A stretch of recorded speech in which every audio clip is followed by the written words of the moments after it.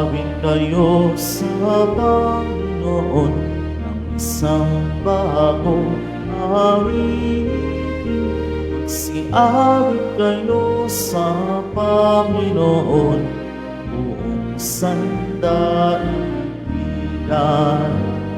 Awitan ang Panginoon at purihin ang Kanyang ngalan. Ipahayag ang Kanyang pagliligtas sa lahat ng panahon.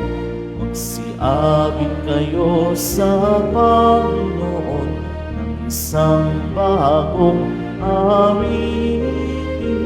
Magsiawit kayo sa Panginoon, buong sandaigdigan.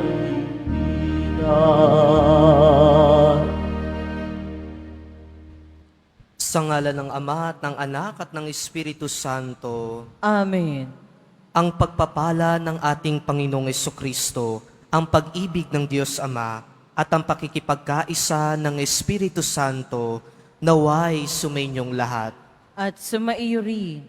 Mga kapatid, aminin natin ang ating mga kasalanan upang tayo'y maging marapat na gumanap sa banal na pagdiriwang. Inaamin ko sa makapangyarihang Diyos At sa inyo, mga kapatid, na lubha ako nagkasala sa isip, sa salita at sa gawa at sa aking pagkukulang. Kaya isinasamo ko sa mahal na Birheng Maria, sa lahat ng mga anghel at mga banal, at sa inyo, mga kapatid, na ako'y ipanalangin sa Panginoong ating Diyos. Kawan tayo na makapangyarihang Diyos, patawarin tayo sa ating mga kasalanan at patubayan tayo sa buhay na walang hanggan. Amen. Panginoon, kaawaan mo kami. Panginoon, kaawaan mo kami. Kristo, kaawaan mo kami. Kristo, kaawaan mo kami. Panginoon, kaawaan mo kami. Panginoon, kaawaan mo kami.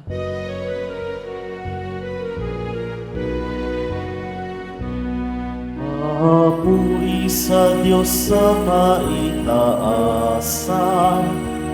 at sa lupa'y kapayapaan sa mga taong kinalulugdan niya. Pinupuri ka namin, inarangal ka namin, sinasamba ka namin, ipinagpupuni ka namin, pinasasalamatan ka namin dahil sa dakila mong angking kapulihan. Panginoong Diyos, Hari ng langit, Diyos Amang makapangyarihan sa lahat, Panginoong Jesucristo, buktong na anak, Panginoong Diyos, Kordero ng Diyos, anak ng Ama, ikaw na nag-aalis ng mga kasalanan ng sanlibutan. Maawa ka sa amin. Ikaw na nag-aalis ng mga kasalanan ng sanlibutan. Tanggapin mo ang aming kahilingan. Ikaw na naluluklok sa kanan ng Ama. Maawa ka sa amin, sapagkat ikaw lamang ang banal, ikaw lamang ang Panginoon. Ikaw lamang, O Jesucristo, ang kataas-taasan, kasama ng Espiritu Santo, sa kadakilaan ng Diyos Ama. Amen, amen, amen.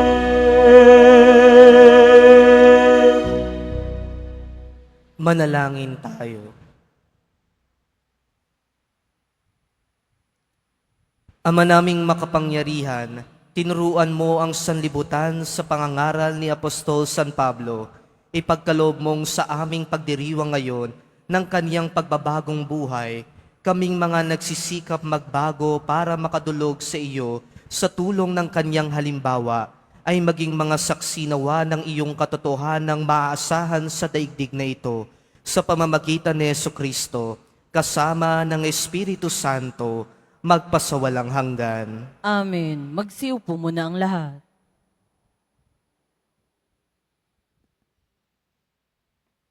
Pagbasa mula sa mga gawa ng mga apostol.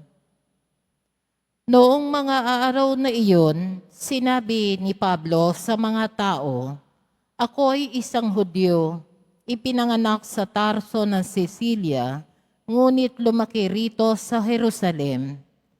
Nag-aral ako kay Gamaliel at buong higpit na tinuruan sa kautusan ng ating mga ninunong. Tulad ninyong lahat, ako'y masugid na naglilingkod sa Diyos.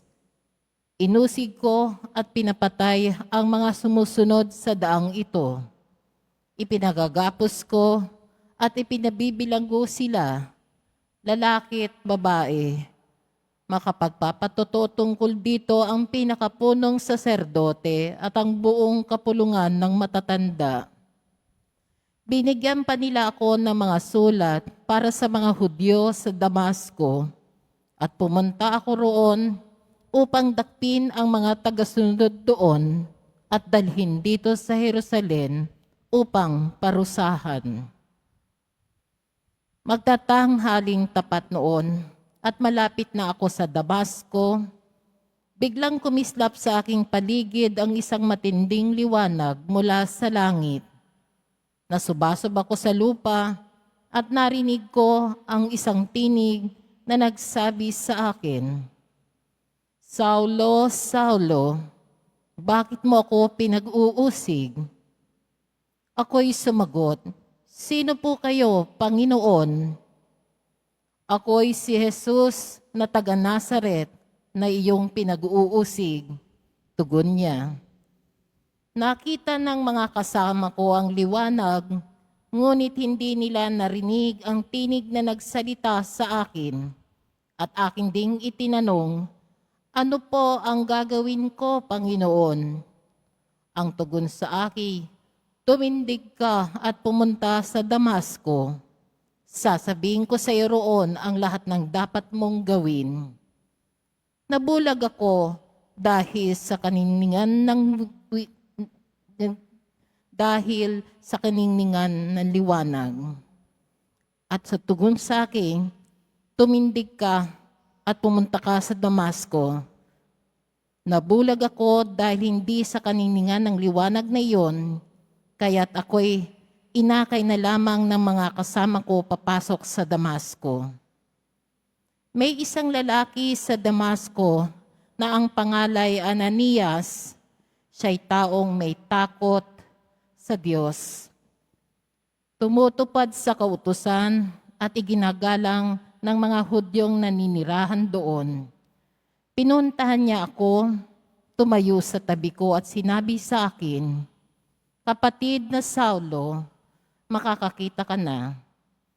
Noon din na nauli ang aking paningin at nakita ko siya, sinabi pa niya, "Hinirang ka ng Diyos ng ating mga ninuno upang mabatid ang kanyang kalooban, makita ang kanyang banal na lingkod at marinig ang kanyang tinig, sapagkat ikaw ay magiging saksi niya upang patotohanan sa lahat ng tao ang iyong nakita at narinig. At ngayon, huwag ka nang mag-atubili, tumindig ka, tumawag ka sa kanyang pangalan at magpabinyag at magiging malinis ka sa iyong mga kasalanan." Ang salita ng Diyos. Salamat sa Diyos. Humayot dalhin sa tanan mabuting balitang aral. Humayot dalhin sa tanan, mabuting balitang aral. Purihin ang poon, dapat na purihin ng lahat ng bansa. Siya ay purihin ng lahat ng tao sa balat ng lupa. Humayot dalhin sa tanan, mabuting balitang aral. Pagkat ang pag-ibig na ukol sa atin, dakila at wagas, at ang katapatan niya'y walang wakas. Humayot dalhin sa tanan, mabuting balitang aral. Magsitayo na po ang lahat.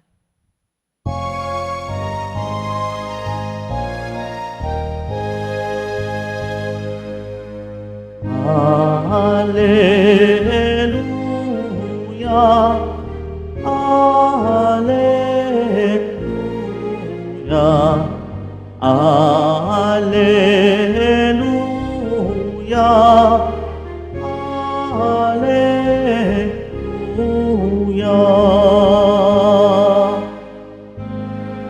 Hinirang tayo ni Kristo upang mamungang totoo bilang mabubuting tao. Alleluia,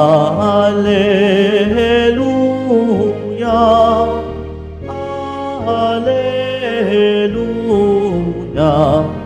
Alleluia,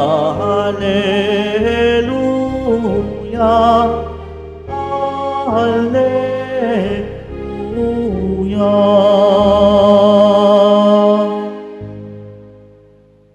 Sumainyo ang Panginoon. At sumaiyo rin. Ang mabuting balita ng Panginoon ayon kay San Marcos. Papuri sa iyo, Panginoon. Noong panahong iyon, nagpakita si Jesus sa 11 at sinabi sa kanila, "Humayo kayo sa buong sanlibutan at ipangaral ninyo sa lahat ang mabuting balita. Ang sumampalataya at magpabinyag ay maliligtas, ngunit ang hindi sumampalataya ay parurusahan.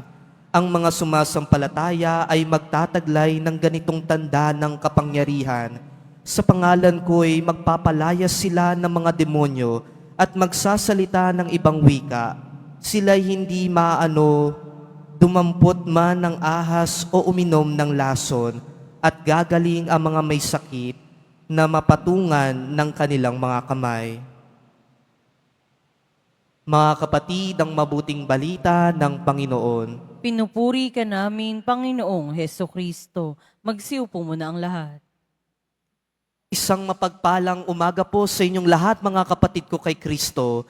Tunay nga pong kay buti ng Diyos, dahil ngayon tayo ay kanyang pinagtipon-tipon bilang isang mananampalataya na nagbibigay ng ating papuri at pasasalamat sa ating mahal na poong Jesus Nazareno. At sa misang ito, mga kapatid, tayo ay mapalad dahil ipinagdiriwang po natin ngayon ang kapistahan ng pagbabagong buhay ni San Pablo mula sa isang taong tumutuligsa kay Jesus papunta sa isang taong naniniwala na kay Jesus. Mula sa isang tao na ang pangalan ay Saulo na siyang nagpapahuli at nagpapapatay din sa mga taong sumusunod kay Jesus, papunta sa isang tao na ang pangalan na ay Apostol San Pablo na siyang nagpapatotoo at nagpapahayag na patungkol kay Jesus. At kung titingnan po natin, mga kapatid, ang buhay ni San Pablo, masasabi natin na nung una pa lang, siya ay isang tao na matapang. Isang matapang na tao. Bakit? Dahil noon pa man, matapang niya nang sinusunod ang Diyos. Totoo po. Siya po ay sumusunod sa Diyos. Kaya lang, hindi malinaw sa kanya ang katotohanan. Dahil ang paniniwala niya ay katulad din ng kanyang guro, na hindi naniniwala kay Jesus na siya ang tagapagligtas, na siya ang Mesiyas, na siya ay mamamatay para sa ating mga tao upang iligtas tayo sa ating mga kasalanan, na si Jesus ay mabubuhay muli at aakyat sa langit. Kaya naman ang mga taong naniniwala tungkol kay Jesus ay anong ginagawa nila? Ipinahuhuli nila, ikinukulong nila, at yung iba pa ay ipinapatay nila. At si San Pablo ang siyang nangunguna sa paggawa ng mga bagay na iyan. At siya nga rin po ang unang nagpahintulot upang ipapatay si San Stephen, ipapatay sa pamamagitan ng pagbato hanggang sa mamatay. Kaya mga kapatid, makikita po natin ang katapangan ni Saulo, ni San Pablo, nung unang buhay pa niya, laban sa mga Kristiyano, laban sa mga sumusunod kay Jesus. Gayunpaman mga kapatid, sa kabila ng katapangan ni Saulo sa kaniyang pagtuliksa sa mga sumusunod kay Jesus, hindi pa rin siya binitawan ng Diyos. Hindi naman sumuko ang Diyos sa kanya. Nakita natin kung paano kumilos ang grasya at ang biyaya ng Diyos. Dahil sa isang pangitain, nakita natin kung paano nangusap ang Panginoon sa kanya, na sinabi sa kanya, Saulo, Saulo, bakit mo ako tinutuliksa? Sino po kayo? Tanong ni Saulo. Ako, si Jesus Nazareno. Siya ang ating Panginoon. Kaya naman, simula nung nagpakita sa isang pangitain, nangusap si Jesus Nazareno kay Saulo, doon nagbago ang buhay niya. At kaya naman sa isang tao na tumutuliksa dati sa mga Kristiyano, ngayon siya na ang nagpapatotoo kay Jesus. Siya na ang nagbibigay patotoo, katuruan patungkol kay Jesus. Kaya naman po mga kapatid, kung makikita po natin mula sa katapangan sa pagtutuliksa kay Jesus, ngayon naging matapang naman si San Pablo sa pagpapatotoo tungkol kay Jesus, na kahit siya ay madala sa isang hukom dahil sa kanyang pananampalataya na meron patungkol kay Jesus, naging matapang pa rin siya. Nagpatotoo siya kay Jesus. Yung pananampalataya na meron siya, ipinakita niya yan sa pamamagitan ng kanyang mga katuruan sa mga tao, gayon din sa kaniyang pamumuhay. Kaya naman po mga kapatid, maganda, tingnan rin po natin ang ating buhay. Kailan ba tayo nagiging matapang? Matapang lang ba tayo kapag alam natin na kayang-kaya natin ng mga tao? Kung minsan po, ang ilan sa atin, matapang kahit mali ang kanilang paniniwala. Matapang kahit sila pa ang nagkasala. Kaya marami sa atin, ipinaglalaban ang mali. Ipinaglalaban ang kasamaan. Kaya naman po mga kapatid, ngayon sa pagdiriwang po natin, sa pag-alaala natin ng pagbabagong buhay ni San Pablo, nawa tayong lahat ay maging matapang, hindi sa mga maling gawa, hindi sa mga maling paniniwala natin, kundi maging matapang tayo sa pakikipaglaban sa katotohanan. Nawa sa pamumuhay natin, makita lagi si Jesus Nazareno. Yung pagpapatotoo natin kay Jesus Nazareno. At paano po natin maisasagawa yan? Yan po'y narinig natin sa ating ebanghelyo. Ang misyon natin, tayo ay sinabihan ni Jesus na humayo kayo sa buong sanlibutan at ipangaral ninyo sa lahat ang mabuting balita. Yang misyon na yan ay hindi lamang para sa mga apostol, kundi para sa ating lahat na mga mananampalataya, sa lahat ng mga binyagang Katoliko. Kaya naman po mga kapatid, nawa sa pamumuhay natin, makita natin si Jesus Nazareno sa mga gawang ipinapakita natin, maramdaman ng tao yung pagmamahal ng Diyos mula sa atin. Yung pagpapatawad ng Diyos, yung pagbibigay ng Diyos, yung pagpapasensya ng Diyos. Nawa ang lahat na yan ay maramdaman mula sa atin. Dahil tunay natin na maipapamalita ang mabuting balita kung ito'y mapapakita natin sa ating mga gawa.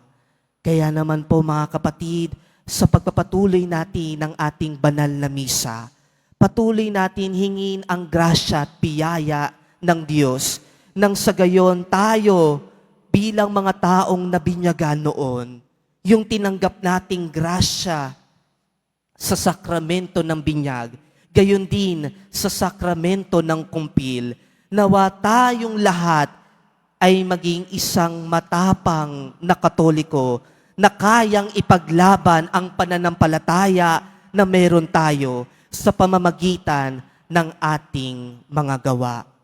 Amen.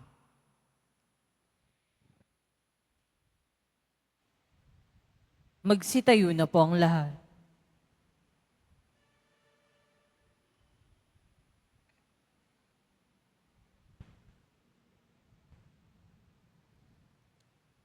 Minamahal kong mga kapatid, ipanalangin natin ang misyon ng simbahan at ang mga pangangailangan ng mundong tinubos ni Kristo. Sa bawat panalangin ng ating itutugon, maging mapagpala ka nawa sa iyong bayan o Panginoon. Maging mapagpala ka nawa sa iyong bayan, O Panginoon. Ang Santo Papa, mga obispo at mga pari, naway maging masigasig sa pangangaral ng pagsisisi sa kasalanan at pagbabalik loob. Manalangin tayo. Maging mapagpala ka nawa sa iyong bayan, O Panginoon. Ang mga misyonero, naway magkaroon ng tapang na ipahayag ang Ebanghelyo, maging sa mahihirap na pagkakataon at mapanganib na lugar. Manalangin tayo. Maging mapagpala ka nawa sa iyong bayan, O Panginoon. Ang mga nag-aalinlangan at nasisiraan ng loob, naway matuklasan ang walang hanggang katotohanan na walang iba kundi si Kristo. Manalangin tayo. Maging mapagpala ka nawa sa iyong bayan, O Panginoon. Ang mga matatanda, nangungulila at may sakit, naway makatanggap sa kanilang paghihirap ng ginhawang dulot ng pag-ibig ng Diyos. Manalangin tayo. Maging mapagpala ka nawa sa iyong bayan, O Panginoon. Ang mga namayapang tapat sa Panginoon, naway mapatawad sa kanilang mga kasalanan at makatagpo nawa nila ang Diyos sa kanyang kaharian. Manalangin tayo. Maging mapagpala ka nawa sa iyong bayan, O Panginoon. Sa ilang sandali ng katahimikan, ating ipanalangin ang iba pang mga pangangailangan ng ating pamayanan. Gayon din ang maintensyon na inialay sa ating misa sa araw na ito. At isama rin natin ang ating mga pansariling kahilingan.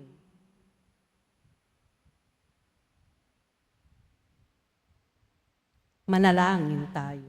Maging mapagpala ka nawa sa iyong bayan, O Panginoon.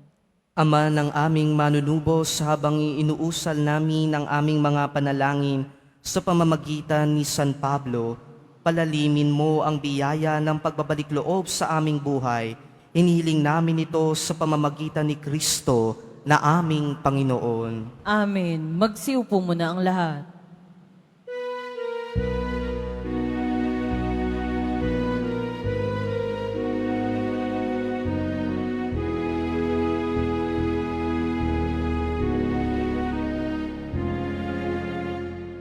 Maihandog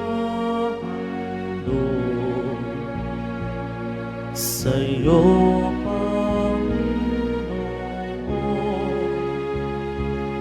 ay tinapay at alam na sa iyong kamay. iyong kabutihan. Aming iaalay ang tinapay at alak sa isang ng aming buhay.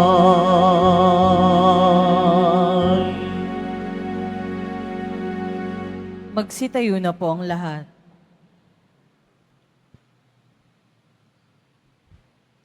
Manalangin kayo mga kapatid upang ang pag-aain natin ay kalugdan ng Diyos amang makapangyarihan.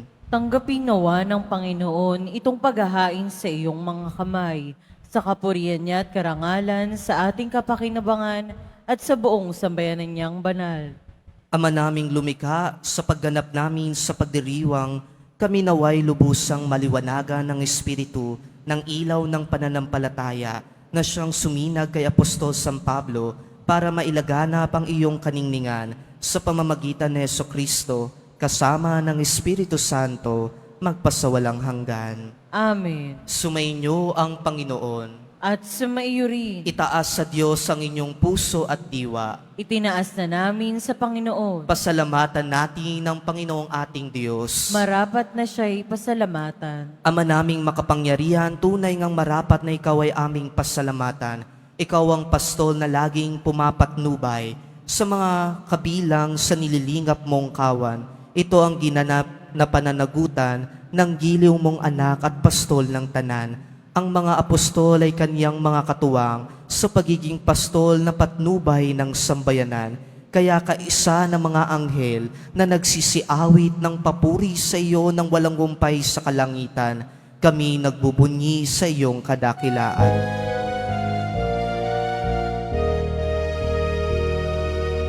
Santo, Santo, Santo, Panginoong Diyos ng mga hukbo, napupuno ang langit at lupa ng kadakilaan mo. Hosana, Hosana, Hosana sa kaitaasan. Hosana, Hosana, Hosana sa kaitaasan. Pinagpala ang naparirito sa ngalan ng Panginoon. Hosana, Hosana, Hosana sa kaitaasan. Hosana, Hosana, Hosana sa kaitaasan.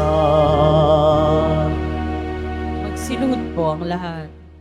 Ama naming banal, ikaw ang bukal ng tanang kabanalan, kaya't sa pamamagitan ng iyong Espiritu, gawin mong banal ang kaloob na ito upang para sa aming maging katawan at dugo ng aming Panginoong Hesukristo. Bago niya pinagtiis ang kusang loob na maging handog, hinawakan niya ang tinapay, pinasalamatan kanya, pinaghati-hati niya iyon, iniabot sa kanyang mga alagad at sinabi, "Tanggapin niyong lahat ito at kanin, ito ang aking katawan na ihahandog para sa inyo."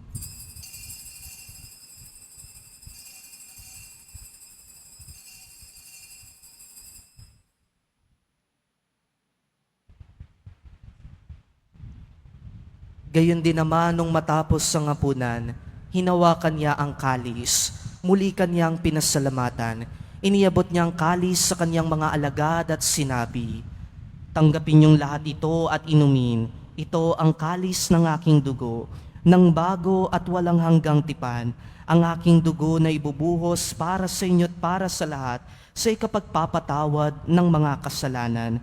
Gawin ninyo ito sa pag-alaala sa akin."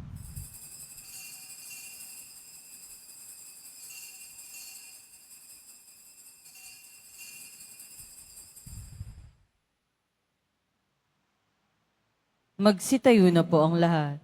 Ipagbunyi natin ang misteryo ng pananampalataya. Si Kristo'y namatay, si Kristo'y nabuhay, si Kristo'y babalik sa wakas ng panahon. Ama, ginagawa namin ngayon ang pag-alaala sa pagkamatay at muling pagkabuhay ng iyong anak, kaya't iniaalay namin sa iyo ang tinapay na nagbibigay buhay at ang kalis na nagkakaloob ng kaligtasan. Kami nagpapasalamat dahil kami yung minarapat na tumayo sa harap mo para maglingkod sa iyo. Isinasamo namin kami magsasalo-salo sa katawan at dugo ni Kristo ay mabuklod sa pagkakaisa sa pamamagitan ng Espiritu Santo. Ama, lingapin mo ang iyong simbahang laganap sa buong daigdig. Puspusin mo kami sa pag-ibig, kaisa ni Francisco na aming Papa, at ni Jose na aming Obispo at ng Tanang Kaparian. Alalahanin mo rin ang mga kapatid naming nahimlay na may pag-asang sila'y muling mabubuhay, gayon din ang lahat ng mga pumanaw. Kaawan mo sila at patuloyin sa iyong kaliwanagan.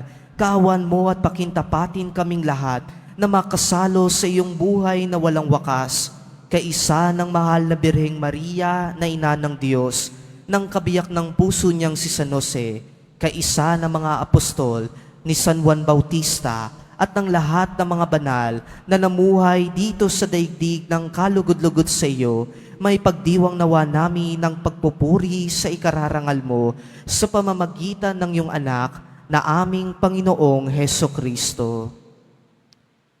Sa pamamagitan ni Kristo kasama niya sa Kanya, ang lahat ng parangal at papuri ay sa iyo, Diyos amang makapangyarihan kasama ng Espiritu Santo, magpasawalang hanggan. Amen. Amen.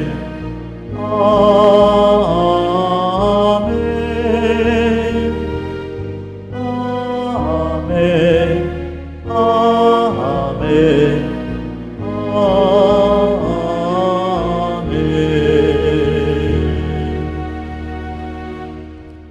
Sa tagubili ng mga nakagagaling na utos sa turo ni Jesus na Panginoon natin at Diyos, ipahayag natin ng lakas loob.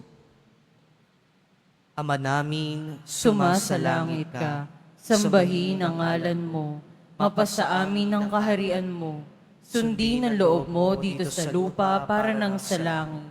Bigyan mo kami ngayon ng aming kakanin sa araw-araw at patawarin mo kami sa aming mga sala, para ng pagpapatawad namin sa nagkakasala sa amin. At huwag mo kaming ipahintulot sa tukso at iadya mo kami sa lahat ng masama. hinihiling namin kami yadya sa lahat ng masama, pagkalooban ng kapayapaan na araw-araw, iligtas sa kasalanan at ilayo sa lahat ng kapamakan, samantalang aming pinananabikan ang dakilang araw ng pagpapahayag ng tagapagligtas naming si Yesu Kristo. Sapagkat iyo ang kaharian at ang kapangyarihan at ang kapurihan magpakailanman. Amen.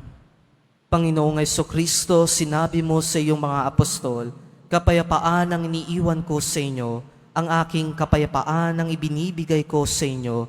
Tunghayan mo ang aming pananampalataya at huwag ang aming mga paulit-ulit na pagkakasala. Pagkalooban mo kami ng kapayapaan at pagkakaisa ayon sa iyong kalooban, kasama ng Espiritu Santo, magpasawalang hanggan. Amen. Ang kapayapaan ng Panginoon ay laging sumainyo. At sumaiyo rin. Magbigayan kayo ng kapayapaan sa isa't isa.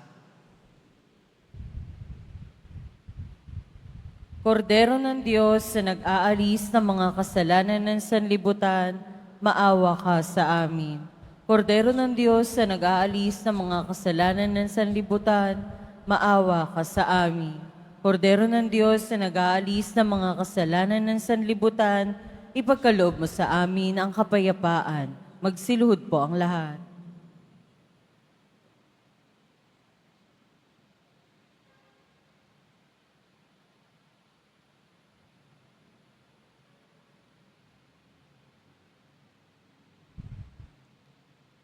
Mga kapatid, ito ang kordero ng Diyos. Ito ang nag-aalis ng kasalanan ng sanlibutan. Mapalad ang mga inaanyayahan sa kaniyang piging. Panginoon, hindi ako karapat-dapat na magpatuloy sa iyo, ngunit sa isang salita mo lamang ay gagaling na ako.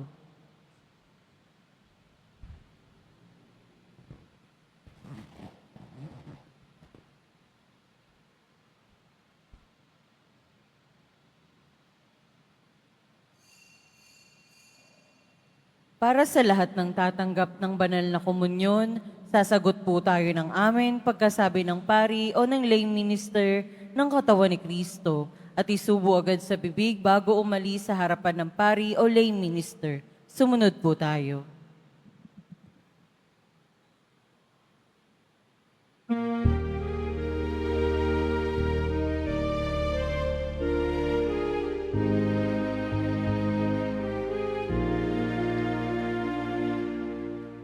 Sino sa aking mananahan, mananahan din ako sa Kanya. At kung siya'y mamunga ng kasagana, siya sa ama'y nagbigay ng karangalan. Mula ngayon, kayo'y aking kaibigan. Hinamusan at kababaan,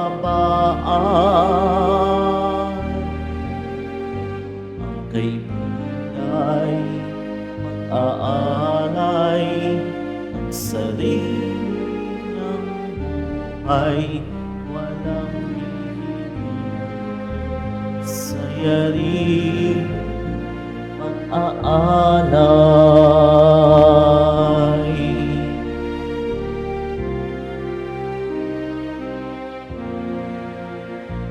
Kung paano mahal ako ng aking Ama, sa inyo'y aking nadarama. Sa pag-ibig ko, kayo sana ay manahan.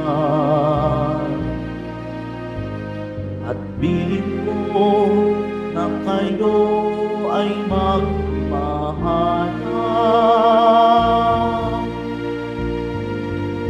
Mula ngayon, kayo'y aking kaibigan. Hinango sa dilim at kababaan,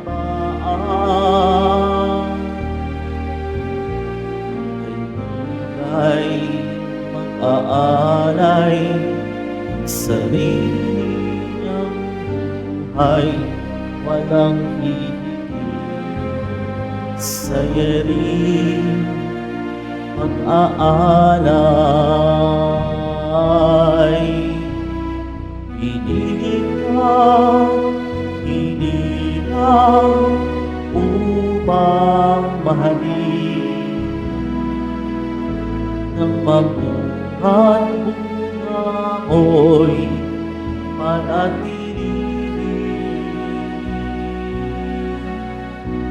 Lumayo ka, mamunga ng masagana, kagalakay walang hanggang ipamamana.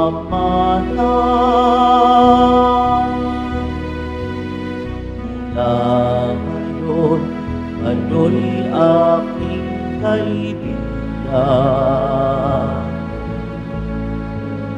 Hinango sa dilim at kababaan,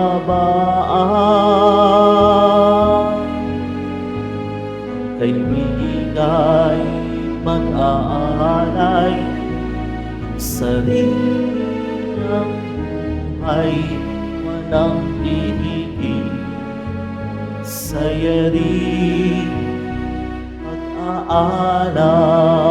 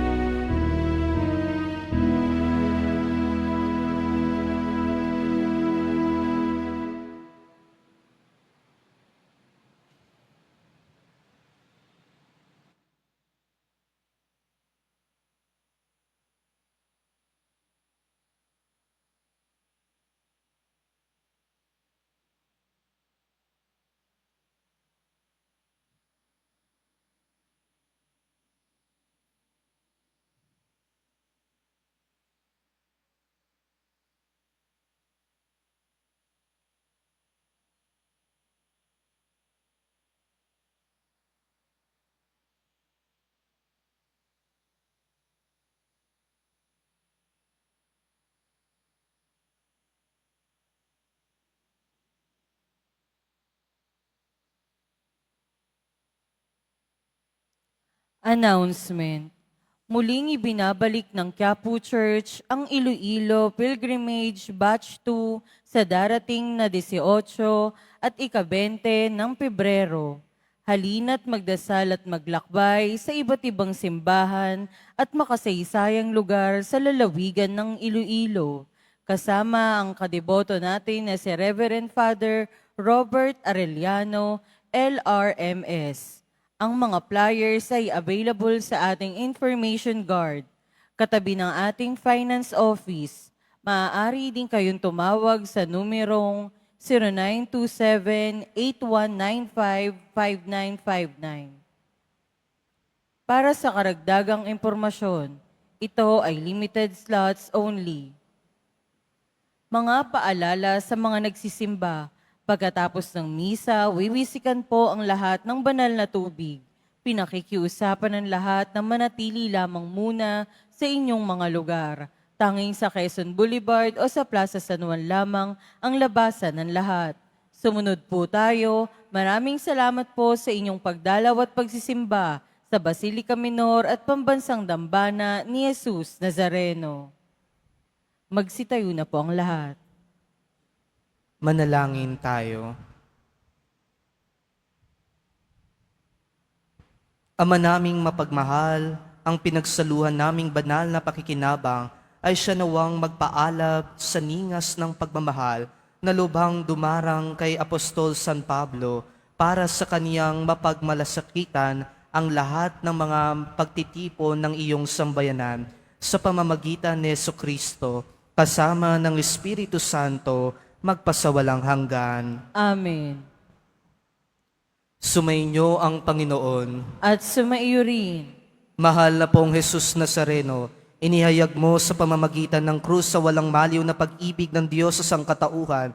Pakinggan mo ang kahilingan lalo na para sa mga nangangailangan ng iyong tulong at awa. Makamtan nawa namin ang iyong kasagutan na may utang na loob na tinatanaw. Basbasan din po ninyo itong mga imahen at dasalan upang lalo kaming manalangin at magtiwala. Sa pamamagitan ng bendisyon na ito, naway lalo kaming maging mapaglingkod, masunurin at tapat sa iyo na aming malwalhating Panginoon, magpasawalang hanggan. Amen. At pagpalain nawa kayo ng makapangyarihan at mapagmahal na Diyos, Ama, Anak at Espiritu Santo. Amen. Humayo kayong mapayapa, taglay ang pag-ibig ng mahal na pong Jesus Nazareno. Salamat sa Diyos.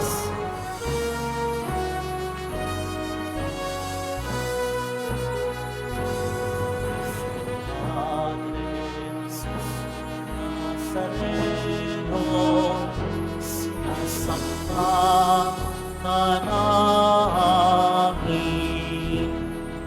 Pinipintuho ka namin. Mahal mo ang aming buhay at kaligtasan. Cristo Padre Jesus Nazareno, iligtas mo kami sa kasalanan. Ang krus ng Pinamatayan ay sagisag ng aming kaligtasan. Nuestro Padre Jesus Nazareno, dinarangal manalangin. Nuestro Padre Jesus Nazareno, niluwalhati ka namin. Nuestro Padre Jesus Nazareno, dinarangal ka namin. Nuestro Padre Jesus Nazareno, niluwalhati ka namin.